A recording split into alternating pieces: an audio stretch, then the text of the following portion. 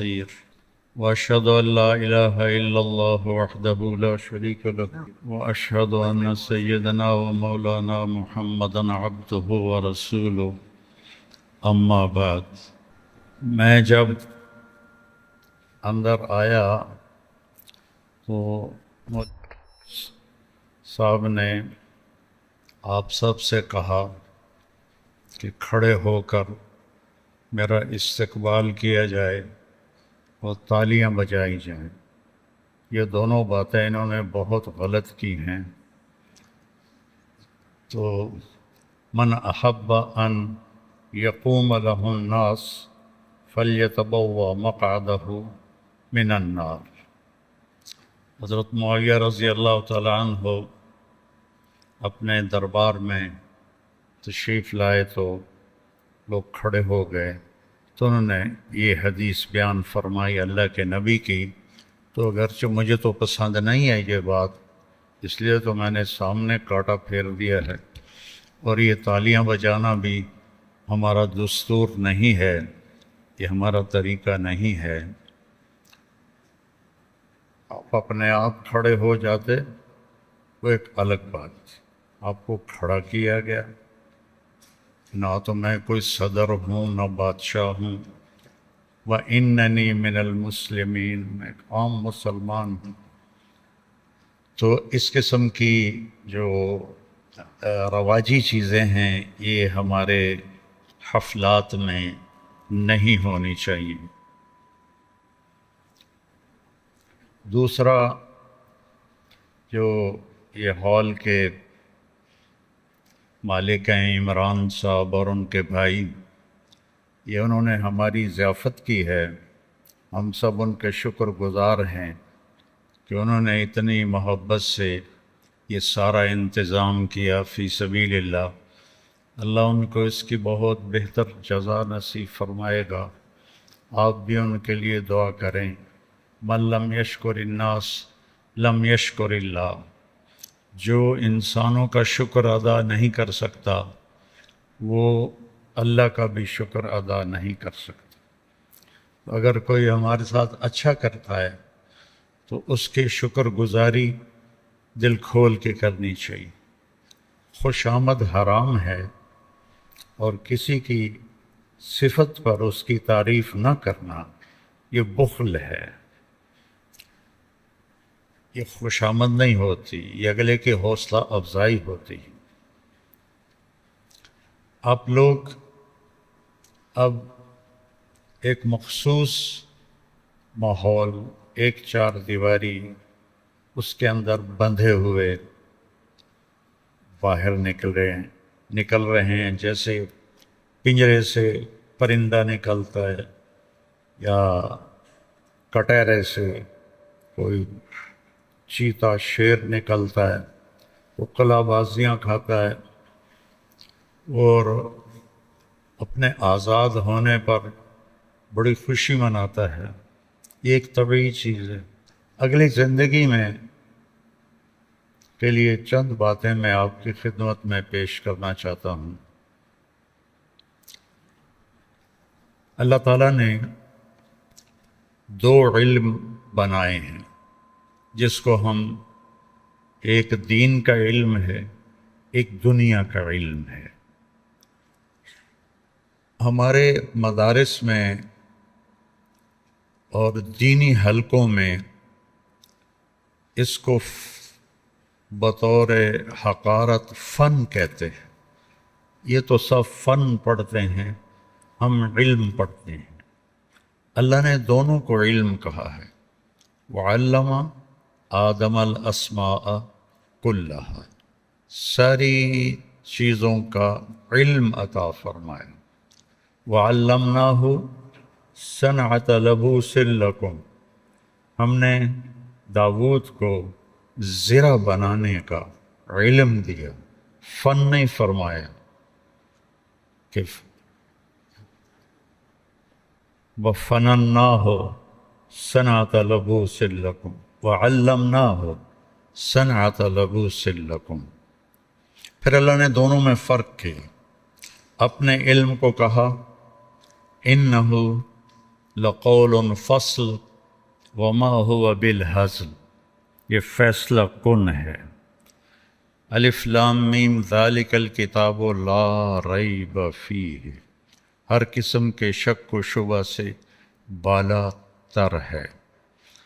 اور وتمت کلمۃ ربک صدقا وعدلا لا مبدل لکلماتہ وہو السمیع العلیم، یہ تیرے رب کی طرف سے مکمل کامل ہے، اس کو کوئی بدل نہیں سکتا۔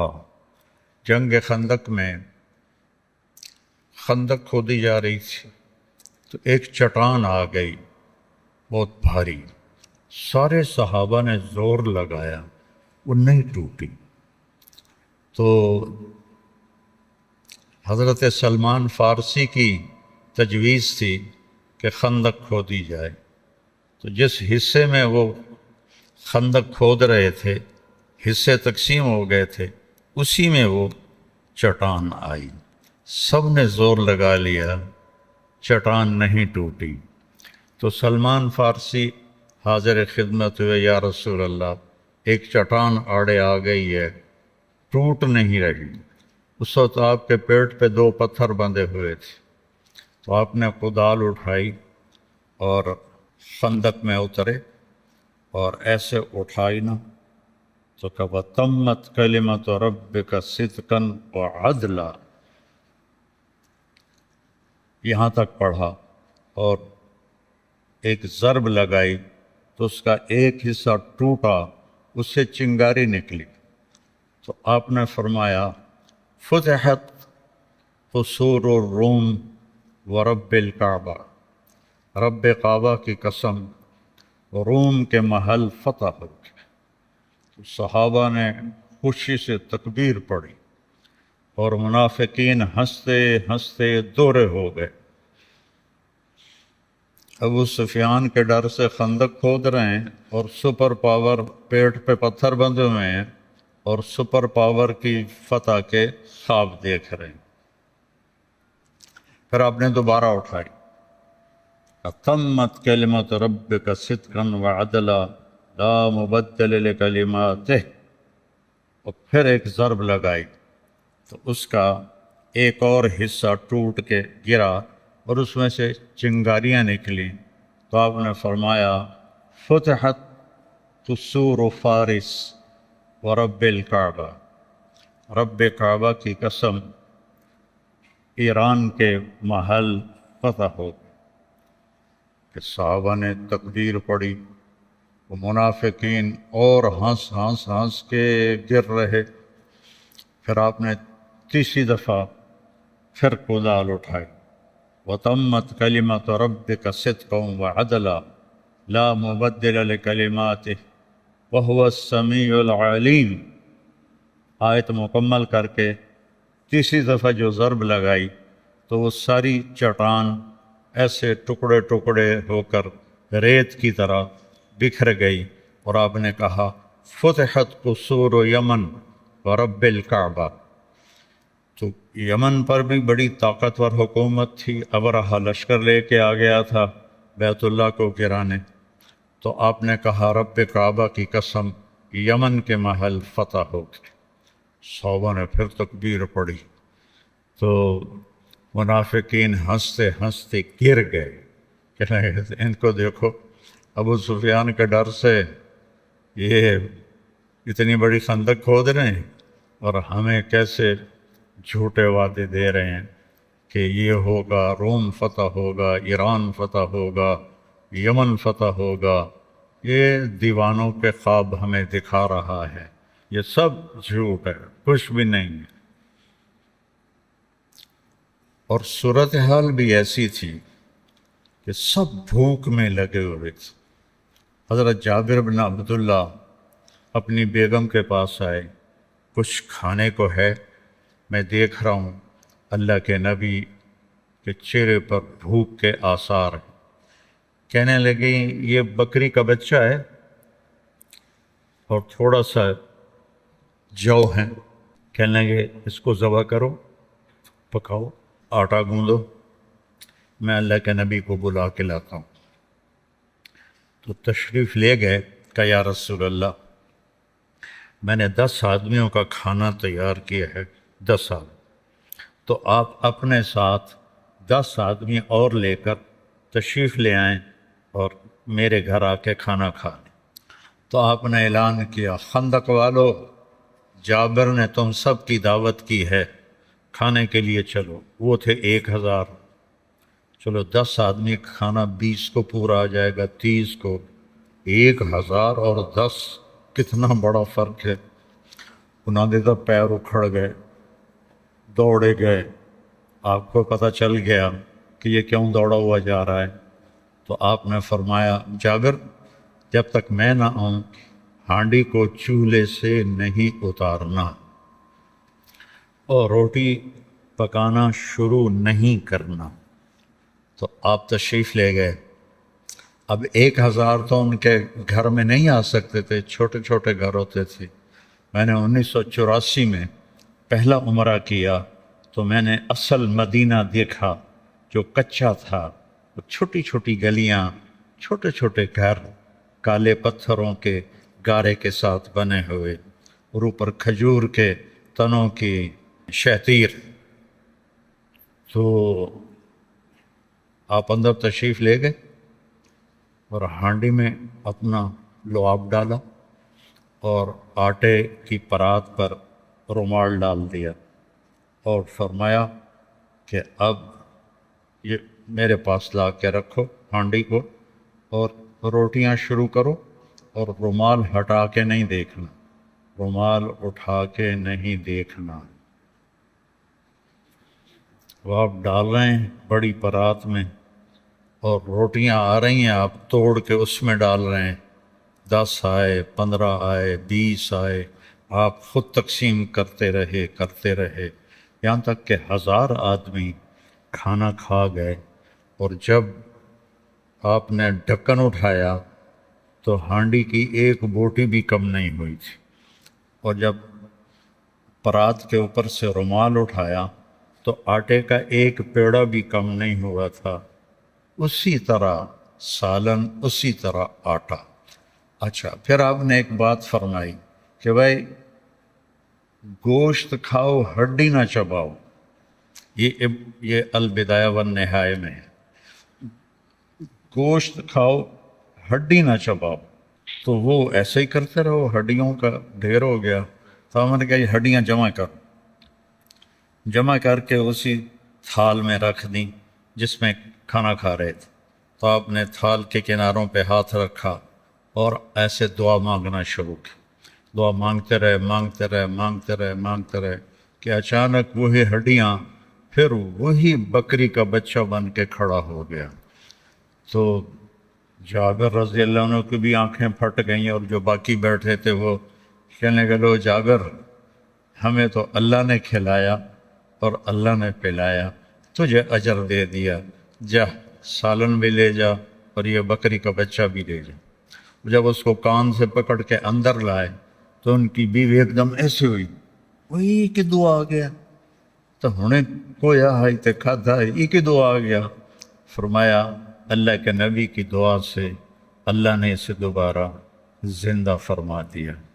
تو تمت کلمت ربک صدقا وعدلا انہ لقول فصل وما هو بالہزل لا تبدیل لکلمات اللہ لا مبدل لکلماتہ لا ریب فیہ۔ یہ اللہ نے اپنے علم کے بارے میں فرمایا، جس میں اللہ نے آپ لوگوں کو آپ کی جوانی کے ایام کو قبول فرمایا۔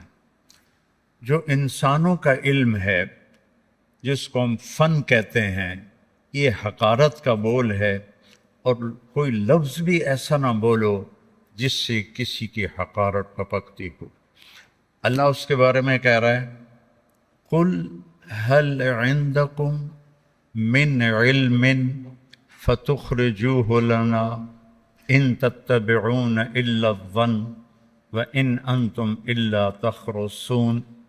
قل هل عندکم من فن نہیں، من علم، تمہارے پاس جو علم ہے دکھاؤ مجھے، جو ہم سیکھتے ہیں نا، یا جو اسکولوں میں، کالجوں میں، یونیورسٹیز میں جتنے بھی علوم پڑھائے جا رہے ہیں، ان کو اللہ نے علم ہی کہا ہے، فن نہیں کہا، لیکن دونوں کو الگ کیا کہ یہ وہ علم ہے جو لا ریب فیہ ہے، جو لا تبدیل لکلمات اللہ ہے، جو لا مبدل لکلمات، لا تبدیل، یہ تبدیلی قبول ہی نہیں کرتے، لا مبدلہ، ان کو کوئی تبدیل کر بھی نہیں سکتا، نہ ان کے اندر یہ صلاحیت ہے کہ یہ تبدیل ہو جائیں، یہ تبدیل نہیں ہوتے، نہ کسی میں یہ صلاحیت ہے کہ ان کو تبدیل کر سکے۔ اس طرح اس کو اللہ نے محکم بنایا۔ ہمارے بچے اسکولوں میں پڑھتے ہیں، کالجوں میں، یونیورسٹیز میں، کوئی باہر جاتا ہے، اس کو اللہ کہہ رہا ہے قُلْ هَلْ عِنْدَكُم مِّنْ عِلْمٍ، جو تمہارے پاس علم ہے فَتُخْرِجُوهُ لَنَا، من ذرا دکھاؤ تو صحیح، دسو تو صحیح، إِن تَتَّبِعُونَ إِلَّا الظَّنَّ، تمہارے علم کی بنیاد محکم نہیں، گمان پر ہے، تمہارے علم کی بنیاد گمان پر ہے، وَإِنْ أَنْتُمْ إِلَّا تَخْرُصُونَ، اور تمہارے علم کی بنیاد اندازوں پر ہے، ایسا ہوگا، ایسا ہو جائے گا۔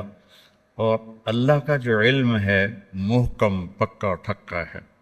انسانی علم اللہ جب چاہے تبدیل کر دے۔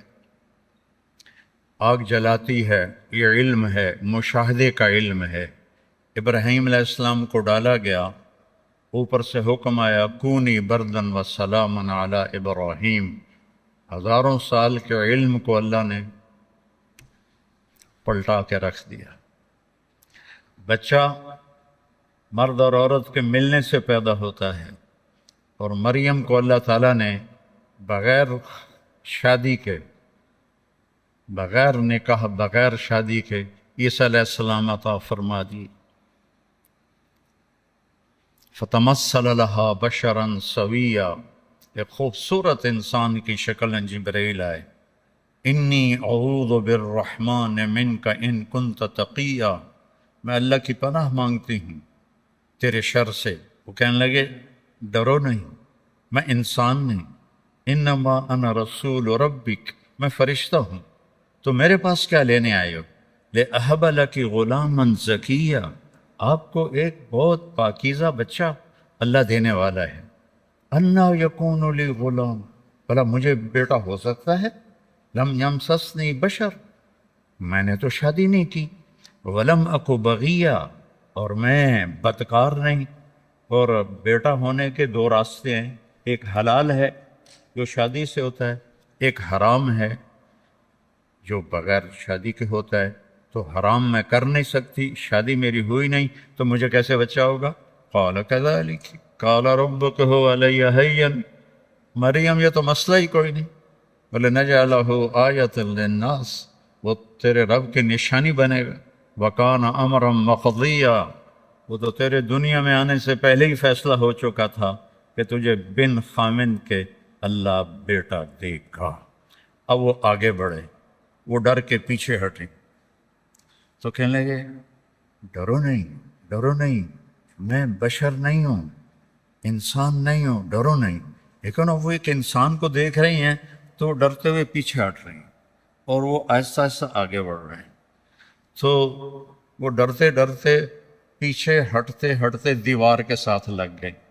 اب اس سے آگے تو جانے کا کوئی راستہ نہیں تھا، تو جبریل تسلی دیتے آتے گئے آتے گئے آتے گئے، یہاں تک کہ ان کے یہاں سے پکڑا کرتے کو، یہاں سے، جسم کو ہاتھ نہیں لگایا، ان کے کرتے کو یہاں سے پکڑا، اسے یہ کھلے ہوتے تھے یہ، اور یوں کر کے اپنی طرف ایسے پھونک ماری، یہاں پھونک ماری، فنفخنا فیہ من روحنا صدقت بکلمات ربہا وکتبہ وکانت من القانتین، تو ایسے انہوں نے پھونک ماری، فحملتہ، ساتھ ہی حمل ہو گیا، فانتبذت بہ مکانا قصیا، اور ساتھ ہی وہ ایک دور جگہ پہ تشریف لے گئے، فَأَجَاءَهَا الْمَخَاضُ إِلَى جِذْعِ النَّخْلَةِ، اور اس کے ساتھ ہی درد ذیل شروع ہو گیا، اور ایک کھجور اوپر سے کٹی ہوئی، صرف اس کا تنا کھڑا ہوا، اس سے ٹیک لگائی اور بچہ پیدا ہو گیا۔ یا لیتنی مت قبل ھذا وکنت نسیا منسیا، آئے میں مر جاتی، لوگ میرا مرنا بھی بھول جاتے، میرا دنیا میں آنا بھی بھول جاتے۔ فناداھا من تحتھا، اب سامنے نہیں آئے، اب بے پردگی تھی تو پیچھے سے کہا لا تحزنی قد جعل ربک تحتک سریا، فکر نہ کر، یہ چشمہ اللہ نے نکال دیا ہے۔ فکلی واشربی وقرری عینا، پی اور کھا کیسے کہ وہ کھجور ایک واحد درخت ہے، اوپر سے کاٹو مر جاتا ہے، باقی درخت تو اوپر سے کاٹو نیچے سے شاخیں نکال لیتا ہے، کھجور اوپر سے کٹ جائے ختم ہو جاتا۔ تو کہنے لگے جبریل اس تنے کو ذرا ہلاؤ۔ حضرت مریم نے ہلایا تو اس کے اندر سے تر و تازہ کھجوریں ان کے سامنے گر پڑیں۔ میں کلی واشربی، مریم دیکھو بغیر پتوں کے اللہ نے کھجور میں سے پھل دے دیا، ایسے تجھے بن خامن کے اللہ نے بیٹا دے دیا۔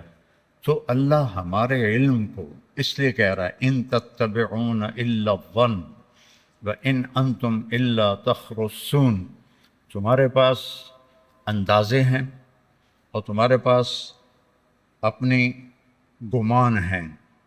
تو اب لوگوں کو اللہ تعالیٰ نے قول فصل میں لگایا، قول فصل، اور اللہ کے نبی نے آپ کو ورثۃ الانبیاء فرمایا۔ نبی وراثت کا، وارث کا کیا کام ہوتا ہے؟ وراثت کو سنبھالنا بھی، پھیلانا بھی، سنبھالنا بھی، بڑھانا بھی، پھیلانا بھی۔ آپ کے ذمے اللہ نے یہ ایک کام لگایا ہے جس کو تبلیغ میں کہا بھی جا رہا ہے، کیا بھی جا رہا ہے، اور غریب لوگ زیادہ تر دھکے کھا رہے ہیں۔ پچھلے ہفتے 2 جماعتیں تھیں، ایک بلوچستان کی تھی اور ایک گھوٹ کی، سندھ کی، سارے غریب لوگ، ایک معذور تھا ایک ٹانگ سے، 1 سال پیدل چل رہی تھیں، متوازی جماعتیں 1 سال پیدل چل رہی تھیں۔ تو اللہ تعالیٰ نے ایک حجت قائم کر دی ہے کہ آپ نبی کے وارث ہیں، اب آپ نے جانا ہے تو آپ کو مختلف مکاتب فکر ملیں گے۔ کسی کا نام بریلوی ہے، کسی کا نام دیوبندی ہے، کسی کا نام اہل حدیث ہے، کسی کا نام شیعہ ہے، کسی کا نام وہ مماتی ہے، کسی کا نام حیاتی ہے۔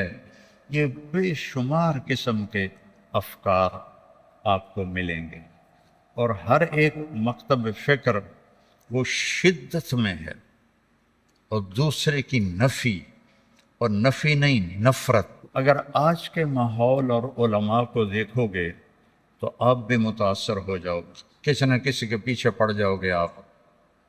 لیکن اگر آپ قرآن کو سامنے رکھو گے کہ نبیوں نے کس طرح دعوت دی، ایک تو بہت بڑا دھوکہ، گمراہی کی حد تک، یہ اس کے عقائد خراب ہیں، اس سے ملنا نہیں، یہ بدعتی ہے، اس سے ہاتھ بھی نہیں ملانا، اس سے ملنا بھی نہیں ہے، ان کا رد کرنا ہے، یہ گستاخ ہے، یہ گستاخ اکابر ہے، یہ گستاخ صحابہ ہے، یہ گستاخ فلاں ہیں، ان کو تو ہاتھ بھی نہیں ملانا۔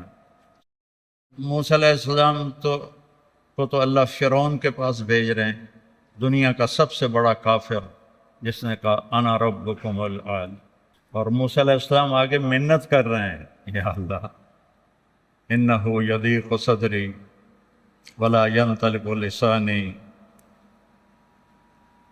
فارسل الی ہارون ولہم علی ذنب فاخاف ان یقتلون۔ 5 عذر پیش کر رہے ہیں موسیٰ علیہ السلام، یا اللہ میرا تو سینہ تنگ پڑ جائے گا، میں کیسے جاؤں، میری زبان نہیں چلتی، ہارون کو بلا، وہ اچھی بات کرتا ہے، میں نے ان کا ایک بندہ بھی مارا ہوا ہے، وہ مجھے مار دیں گے۔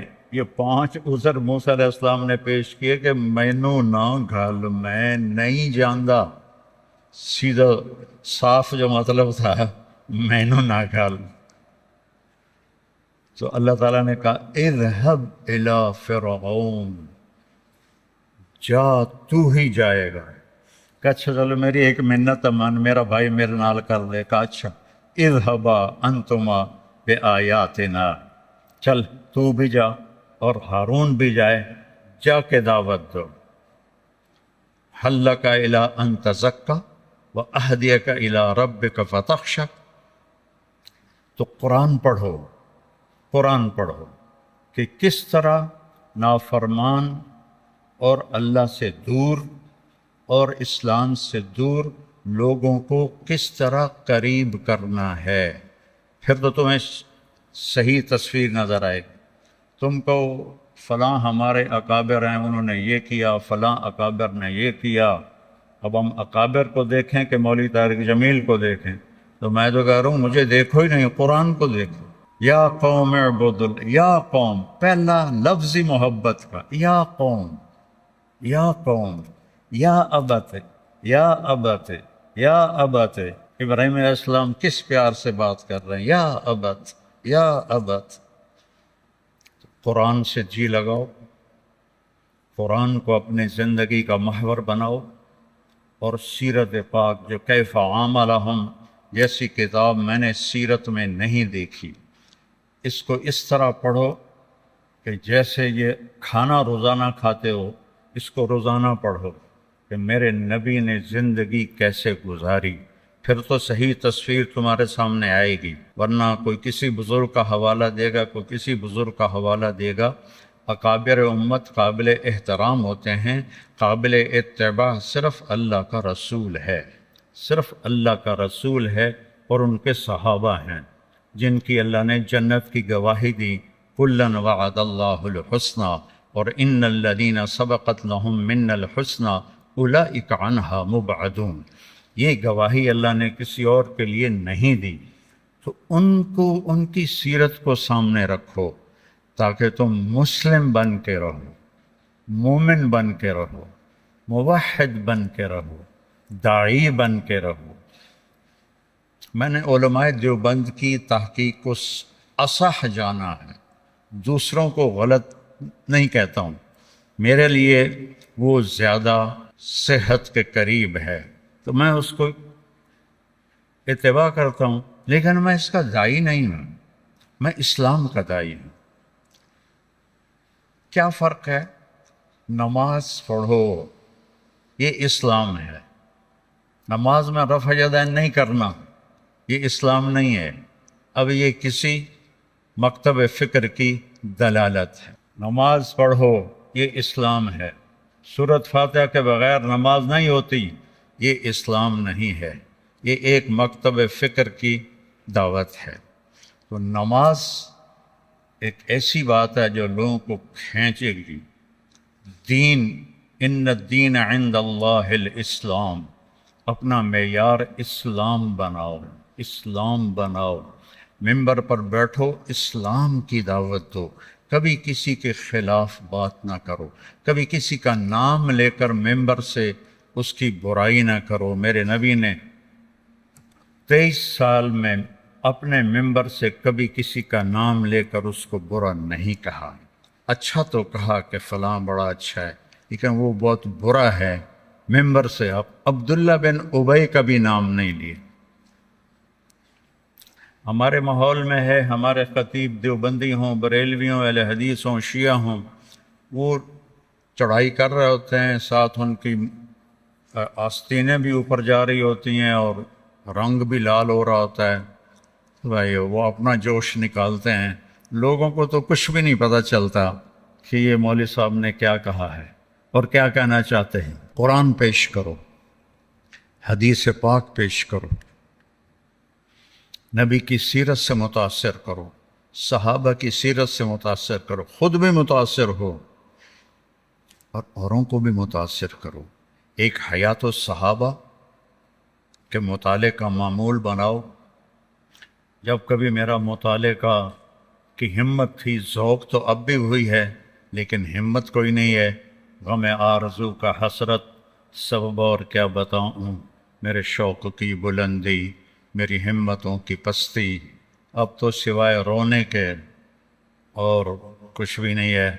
کبھی کبھی اپنی کتابوں کو دیکھ کے ان سے لپٹ جاتا ہوں اور رونا شروع کر دیتا ہوں کہ یا اللہ، میں نے تو کبھی سوچا بھی نہیں تھا کہ میری زندگی میں کوئی دن ایسا بھی آئے گا کہ میں مطالعہ نہیں کروں گا، اور آج سال ہا سال گزر گئے ہیں، ایک ورق کتاب بھی نہیں پڑھ سکتا ہوں کہ میرا سر پکڑا جاتا ہے، یہ جگہ بوجھل ہو جاتی ہے اور آنتیں کٹھی ہونا شروع ہو جاتی ہیں۔ اللہ کی مرضی ہے، راضی ہیں اس پر۔ تو میرے عزیزو، امت بن کے چلو، مسلم بن کے چلو، برے سے برے کو بھی سینے سے لگانا سیکھو۔ جب میں تلمبے میں طوائفوں میں کام کیا تو صرف بیٹی کہنے پر وہ رونے لگتی تھی کہ جی سانو تو ساڑے پیو کدی بیٹی نہیں آکھیا، تسی سانو بیٹی آندے۔ وہ طوائفوں کا چودھری، وہ اور اپنی بیوی کے ساتھ کچھ سوال لے کر آیا تھا تو ڈیرے میں بیٹھا تھا، تو مجھے ملازم نے بتایا، میں نے کہا اس کو اندر بلا لو۔ تو میں نے میاں بیوی کو اندر بلایا اور جو سامنے ہمارا برآمدہ ہے اس میں بٹھایا، وہ اسی پر ہی روئے جا رہا، تو ساڈے جانو گھر سد لیا، ساڈے جانو گھر بلا لیا، ساڈے جانو گھر بلا لیا، اسی پر ہی وہ اتنا گر رہا تھا کہ ان کو تو کوئی قریب سے نہیں گزرنے دیتا۔ پھر میرے نام کے ساتھ مولانا لگا ہوا ہے اور کیا القاب لگے ہوئے ہیں، تو اس نے اپنے گھر سد لے، اپنے گھر بلا لیا، اپنے گھر بلا لیا۔ وہ جو میں نے ان کی مدد کی وہ ان کو تھوڑی نظر آئی، اور جو میں نے ان کو عزت دے کے گھر بلایا وہ ان کو بہت زیادہ نظر آیا۔ عزت دینا سیکھو، برے سے برے کو بھی عزت دینا سیکھو، محبت کرنا سیکھو، ہر مکتب فکر کے آدمی کو بازو پھیلا کے ملو۔ میرے باپ کو ایک دفعہ جو مل لیتا تھا نا، ساری زندگی یاد رکھتا تھا۔ تو ان کی عادت تھی وہ ایسے ملتے، آؤ بھائی، آؤ بھائی، آؤ۔ ہمارا ایک نائی تھا عبد الشکور، مرحوم، فوت ہو گیا، تو ایک دن مجھ سے کہنے لگا، اب پہلے سنو، میں اس کے موت تک اس کا علاج میرے ذمہ، اس کے بچے، اس بچیوں سب کی شادی میں نے کروائی، اس کو گھر بنا کے میں نے دیا، اس کا مہینے کا وظیفہ میری طرف سے مقرر تھا، پورے سال کی گندم میری طرف سے مقرر تھی، سب کی بیماریوں کا علاج میرے ذمہ تھا، اور جتنا بھی مجھ سے ہو سکتا تھا۔ مجھے کہتا ہے، مولانا صاحب تواڈے دیرے چ آون دی ہن چس مک گئی، تواڈے دیرے آپ کے دیرے میں آنے کا مزہ ختم ہو گیا ہے۔ میں کہو کی ہویا ہے؟ اب آپ نے سن لیا نا میں کیا کر رہا تھا اس کے لیے، اور میرے باپ کیا کرتے تھے کہ جس لئے میں دیرے چمنا ہوں، میاں صاحب دور وہاں دیان، آؤ بھائی عبد الشکور آ گیا، آؤ بھائی عبد الشکور آ گیا۔ وہ بشیر آ، وہ ہمارا کچن کا ملازم تھا ڈیرے کا، اگر صبح کا ٹائم ہوتا تو کہتے جا 2 بندیاں دا ناشتہ لے کے آ، وہ کھاتا بہت تھا۔ دوپہر کا وقت ہوتا تو کہتے 2 بندیاں دی روٹی لے کے آ، کہ وہ ماشاءاللہ کھانے کا بادشاہ تھا۔ میرے باپ کی اتنی خدمت تھی، روٹی کھلا دینا اور یوں ملنا، آؤ بھائی۔ وہ کوئی بڑا آ جائے ذمہ دار یا کوئی، یہ نائی تھا بیچارہ، آؤ بھائی عبد الشکور، کہنے لگا تواڈے کول آویدا ہے، تواڈا منہ ایدے ہوندا ہے، مصافحہ ایدے کر دے ہو، ساڈا سارا مزہ ہی مک جاندا ہے۔ میں کہا تیری بیڑی تر جاوے، جیڑی میں تیری انج خدمت کرنا وہ تینوں یاد کوئی نہیں، کہ وہ تو ٹھیک ہے، پر جڑا تساں این کر کے ملدے ہو نا، یہ ساری چس مک جاندی۔ تو ابتسامک فی وجہ اخیک صدقہ، مسکرا کے ملو، ہنس کے ملو، کوئی ہو، بریلوی ہو، دیوبندی ہو، شیعہ ہو، سنی ہو، مماتی ہو، حیاتی ہو، سلفی ہو، ایسے آؤ جی۔ جنت دوزخ کا فیصلہ تم نے کرنا ہے، ایمان پہ مرنے نہ مرنے کا فیصلہ تم نے کرنا ہے، یہ تو اللہ نے کرنا ہے۔ من کان آخر کلامہ لا الہ الا اللہ دخل الجنہ۔ اور کتنے لوگ ہیں جو زندگی بھر غفلت میں گزاری لیکن مرتے ہوئے کلمہ پڑھتے ہوئے دنیا سے گئے۔ تو اللہ نہ بنو، قیامت کے دن کے قاضی نہ بنو، یہ جنتی ہے، یہ دوزخی ہے، یہ ایسا ہے، یہ ویسا ہے، نہیں۔ تجھے کیوں فکر ہے اے گل دلے صد چاک بلبل کی، تو اپنے پیرہن کے چاک تو پہلے رفو کر لے۔ نبی کی محنت اپنی ذات سے شروع ہوتی ہے، تحریکوں کی محنت دوسروں پر شروع ہوتی ہے۔ یہ ایسے ہیں، ان کو ایسے کر دو، یہ ایسے ہیں، ان کو ایسے کر دو۔ اور نبی کہتا ہے وَأُمِرْتُ أَنْ أَكُونَ أَوَّلَ مَنْ أَسْلَمَ وَلَا تَكُونَنَّ مِنَ الْمُشْرِكِينَ۔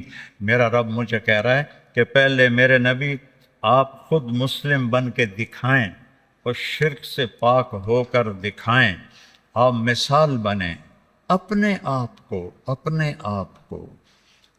تو تبلیغ کی محنت بھی اپنے آپ کو بنانے کی محنت۔ میں جب 1971 میں نکلا 3 چلے کے لیے تو یہ دعوت، بھائی ہم تو دین سیکھنے کے لیے نکلے ہیں، ہم ہدایت پانے کے لیے نکلے ہیں۔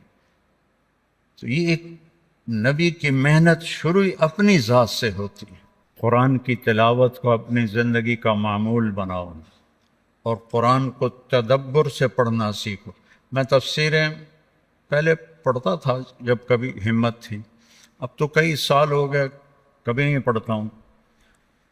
تلاوت کرتے کرتے الفاظ سے جو معنی کوئی سمجھ میں آتے ہیں وہ میں بیان کر دیتا ہوں۔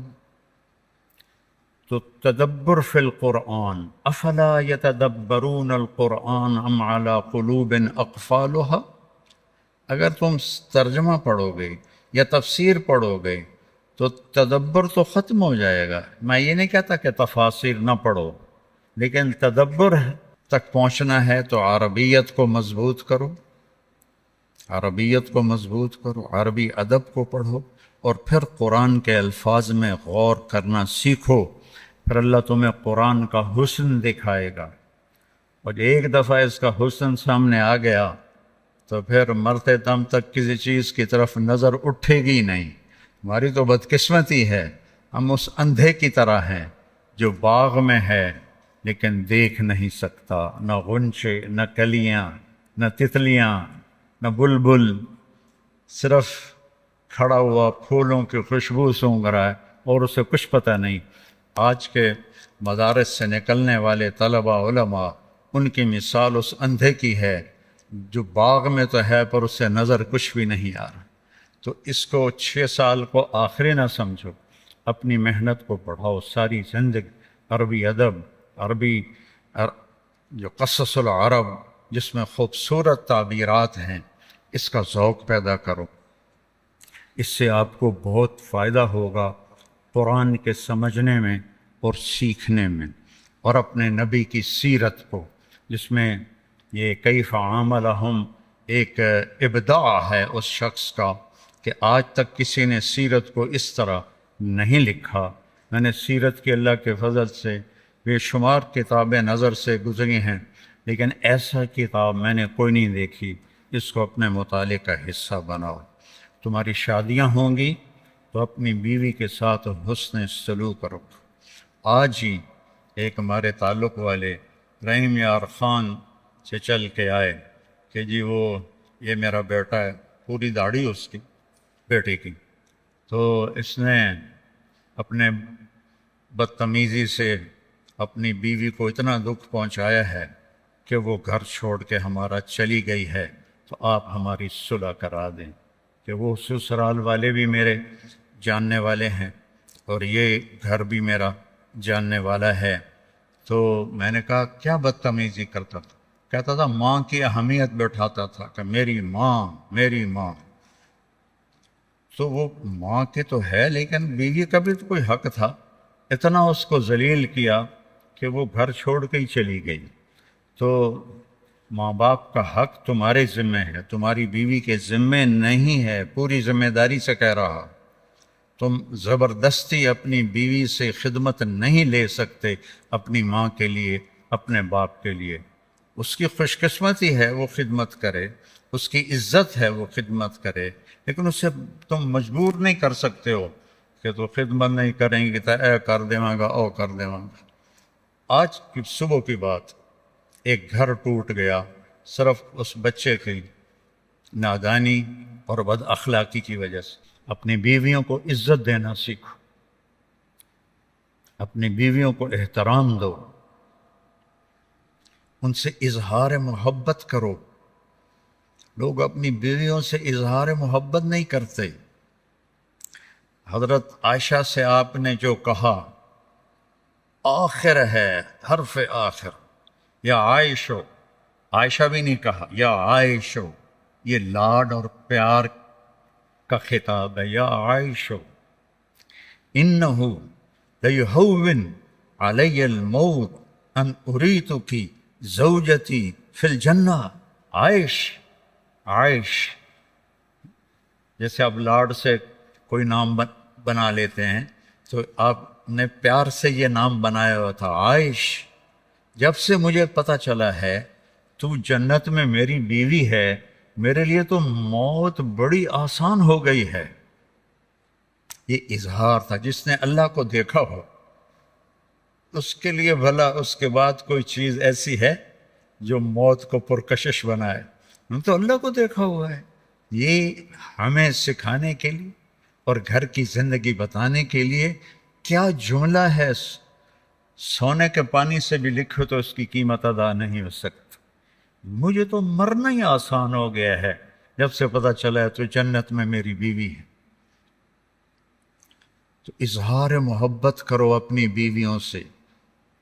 کوئی اچھے کپڑے پہنے، تعریف کرو، بہت اچھی لگ رہی ہو۔ کھانا پکا کے لائے، ماشاءاللہ تو بہت بڑھیا کھانا بنایا ہے۔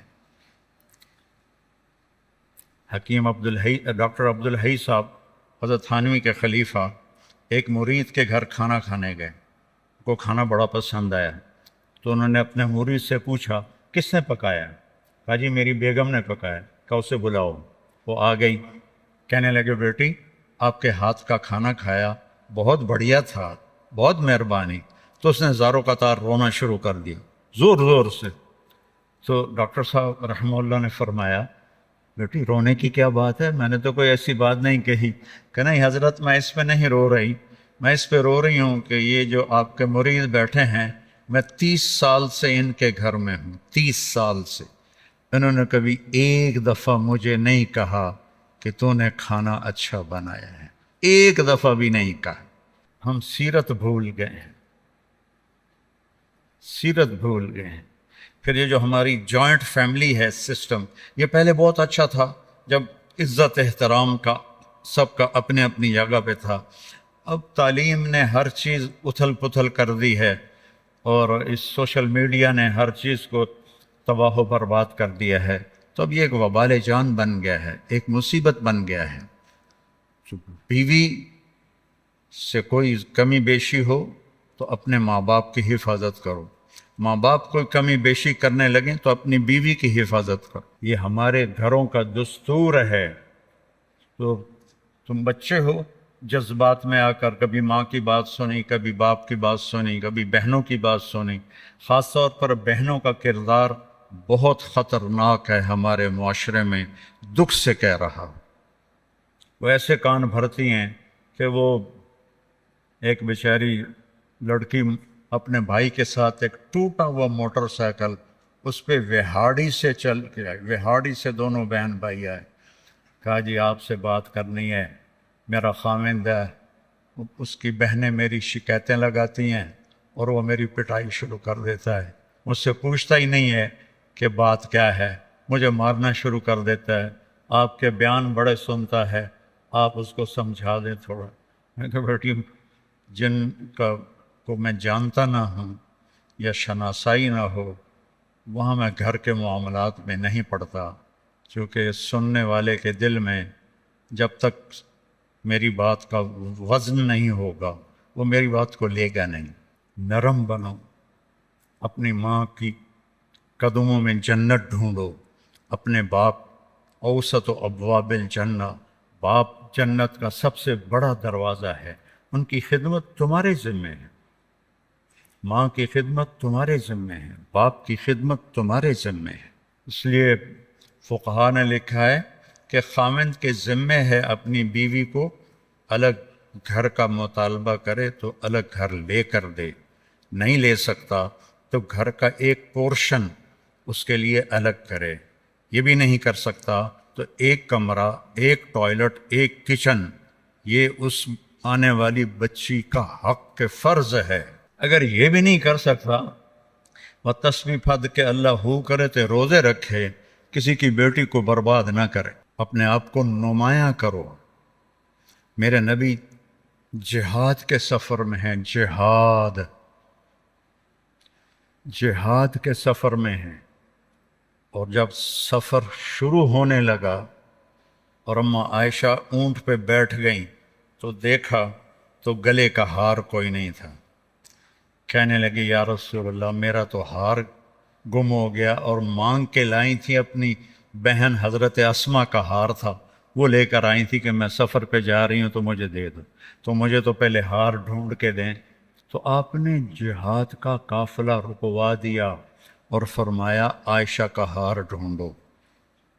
یہ بھی تو کہہ سکتے تھے ہار کی کیا حیثیت ہے، جہاد کا سفر ہے، ہمیں آگے جانا ہے یا واپس جا رہے ہوں گے، تو چھوڑو ہار کو، سب کو لگا دیا، ڈھونڈو۔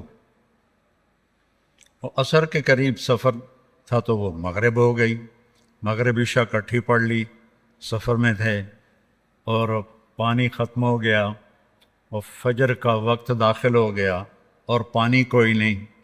اب سارے لوگوں نے ابو بکر رضی اللہ تعالیٰ عنہ کو تانے دینے شروع کیے، ابو بکر تیری بیٹی کی وجہ سے آج ہماری نماز قضا ہو گئی، پانی کوئی نہیں، وضو کیسے کریں گے، وضو نہیں کریں گے نماز کیسے ہوگی؟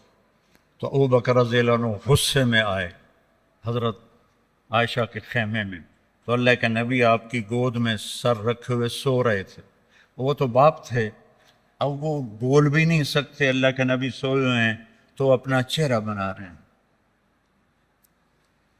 اور ایسے کرتے کرتے نہیں رہ سکے، ایک انگلی یہاں ماری زور سے ایسے، تو عائشہ ایسے ہو گئی، انہیں پھر انگلی ماری، پھر وہ ایسے ہو گئیں کہ کہیں اللہ کے نبی میری حرکت سے جاگ نہ جائیں۔ تو تھوڑی دیر کے بعد آپ کی آنکھ کھلی تو حضرت عائشہ نے کہا یا رسول اللہ سارے لوگ پریشان ہیں، پانی کوئی نہیں ہے، اب کیا کریں؟ تو اللہ تعالیٰ نے تیمم کی آیات اتار دیں، فَتَيَمَّمُوا صَعِيدًا طَيِّبًا۔ تیمم کبھی کسی امت کو نہیں ملا۔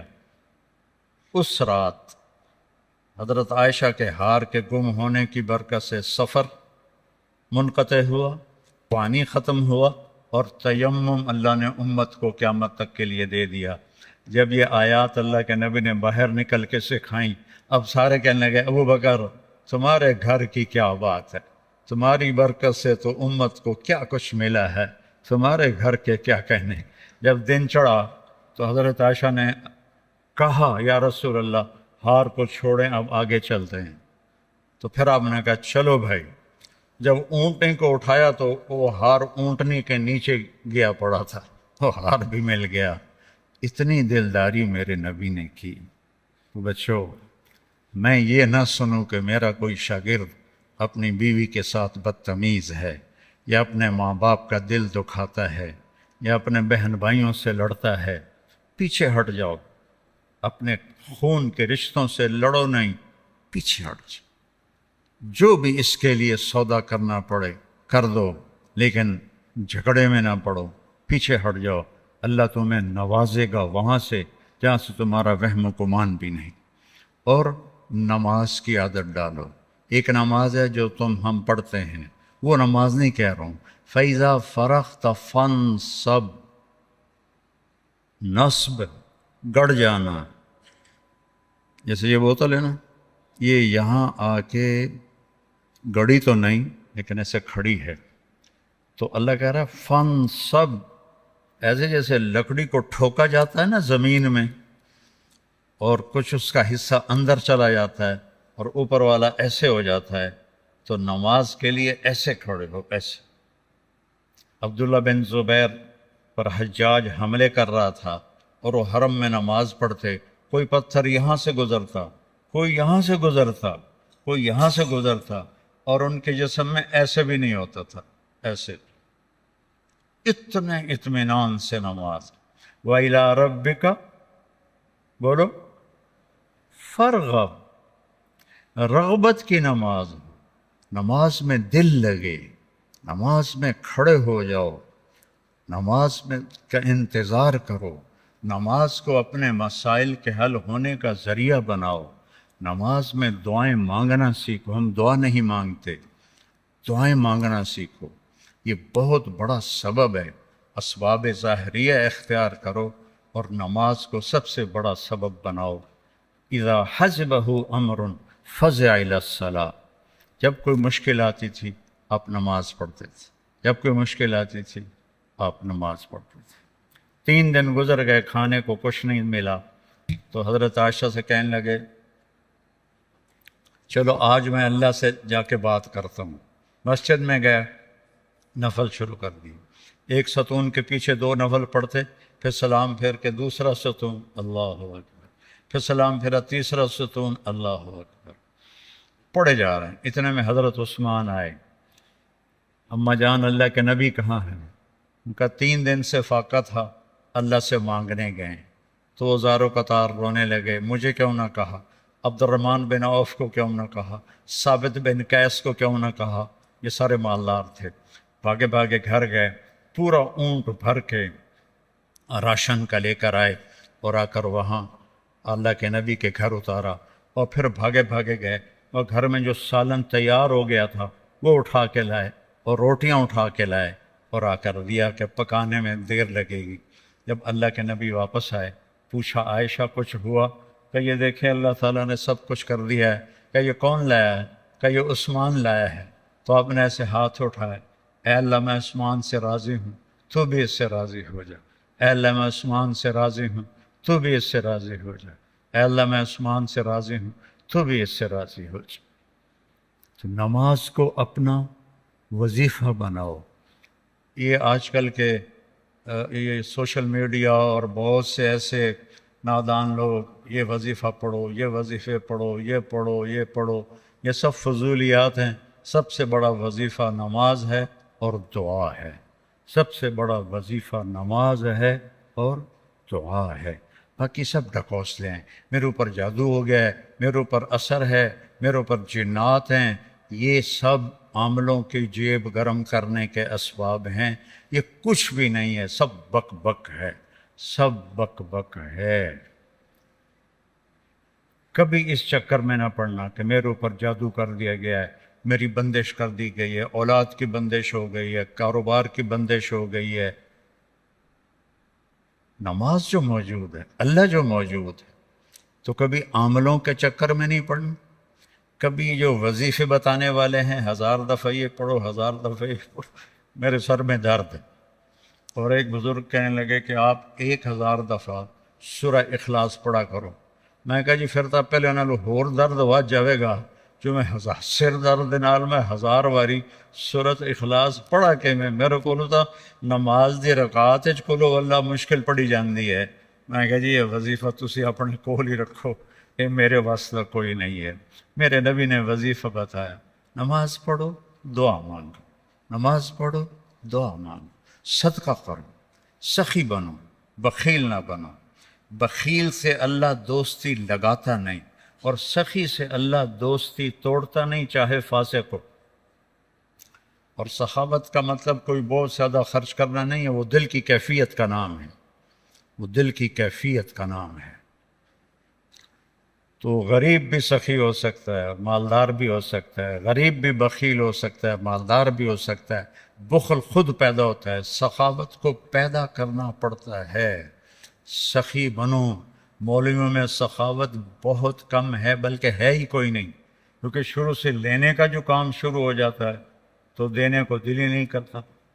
تو دینا سیکھو تاکہ اللہ تمہیں دے، کھلانا سیکھو اللہ تمہیں کھلائے، پلانا سیکھو اللہ تمہیں پلائے۔ پھر سب سے بڑی سخاوت ہے جس پہ ناراضگی ہے معاف کر دو۔ سب سے بڑی تواضع ہے جس پہ زیادتی کی ہے اس سے جا کے معافی مانگ لو۔ معافی مانگنا اس سے بڑی تواضع کوئی نہیں، معاف کر دینا اس سے بڑی سخاوت کوئی نہیں ہے۔